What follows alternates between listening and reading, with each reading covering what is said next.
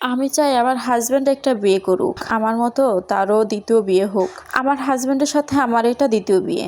প্রথম সংসারটা আমার করা হয়নি। বর্তমানে যিনি আমার হাজব্যান্ড, সে বিয়ের আগে আমার জন্য এত পাগল ছিল, আমার প্রথম সংসারটা ভেঙে যাওয়ার পরে আমার দ্বিতীয়বার বিয়ে করার কোনো ইচ্ছাই ছিল না। কিন্তু আমার হাজব্যান্ডের এত পাগলামি, এত ভালোবাসা, এত যত্ন, এত কেয়ার দেখে আমি ফাইনালি সিদ্ধান্ত নিয়েছিলাম আমি আবারও বিয়ে করব। সবচেয়ে মজার ব্যাপার কি জানেন, আমার হাজব্যান্ডের সাথে আমার বিয়ের 1.5 বছর হতে যাচ্ছে। 1.5 বছর পরে তার মনে হয়েছে সে ডিভোর্সে একটা মেয়েকে বিয়ে করেছে। আর এই কথাটা তার মনের ভিতর যতবারই আসে ততবারই সে আমাকে মেনে নিতে পারে না। তার জীবনে আমার সাথে তার প্রথম বিয়ে। আমার আর আমার হাজব্যান্ডের বিয়ের কথা আমার হাজব্যান্ডের বাড়ির কেউ জানে না। বুঝতেই পেরেছেন, আমরা একা একা বিয়ে করেছি। আমার হাজব্যান্ডের কথা তার ফ্যামিলি কখনো মেনে নেবে না। আমি একটা ডিভোর্সি মেয়েকে বিয়ে করেছি। বিয়ের 3 মাস পরে আমি জানতে পারি আমার হাজব্যান্ডের আমার আগে থেকে একটা মেয়ের সাথে 7 বছরের সম্পর্ক। আমার হাজব্যান্ডের বাসা থেকে, এবং আমার হাজব্যান্ড নিজেও এই বিয়ের সাথে প্রিপারেশন নিচ্ছে। খুব তাড়াতাড়ি নাকি তাদের বিয়ে। সবচেয়ে মজার ব্যাপার হচ্ছে আমি নিজে চোখের সামনে সব কিছু দেখছি, কিন্তু কিছু বলতে পারছি না। ওই যে আমি অবিবাহিত একটা ছেলেকে বিয়ে করেছি।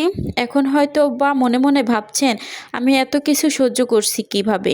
কষ্ট হচ্ছে না? কষ্ট হয়, তবে প্রথম দিকে যখন জানতে পারি তাদের সম্পর্কের কথা, এবং আমাকে একপাশে শুয়ে রেখে ঘন্টার পর ঘন্টা যখন কথা বলতো, আমি কাঁদতে কাঁদতে আমার দম বন্ধ হয়ে যেত। আর আমার সেই কান্না আর কষ্ট আমার হাজব্যান্ড আমার পাশে শুয়ে থেকেও বুঝতে পারতো না। বাধ্য হয়ে আমি বাথরুমে গিয়ে দরজা বন্ধ করে কান্না করতাম। বলতে গেলে তার চেয়ে এই কষ্টটা একটু কম। আমি আমার এই হাজব্যান্ডকে প্রচণ্ড ভালোবাসি, কেন জানি না তার প্রতি 2 মিনিটও রাগ করে থাকতে পারি না। সে খুব চায় আমি তাকে ছেড়ে চলে যাই, কিন্তু আমার পক্ষে তাকে ছেড়ে চলে যাওয়া, তাকে ভুলে থাকা অসম্ভব।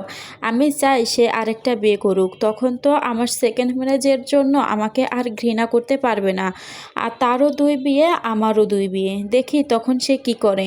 বুঝতে পারেন, একটা মানুষকে কতটা ভালোবাসলে দিনের পর দিন, রাতের পর রাত এতটা মানসিক অত্যাচার সহ্য করে অপেক্ষায় থাকে যে মানুষটা কোনো না কোনো দিন আমার কাছে ফিরে আসবে। আল্লাহ, তুমি প্রত্যেকটা মানুষের মনের ইচ্ছা পূরণ করে দিও।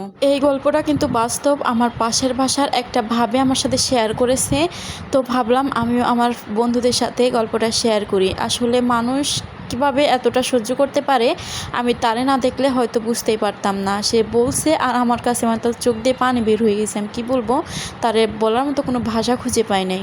তো আমার আজকে ভিডিওটি এই পর্যন্তই। ততক্ষণ সবাই ভালো থাকবেন। আল্লাহ হাফেজ।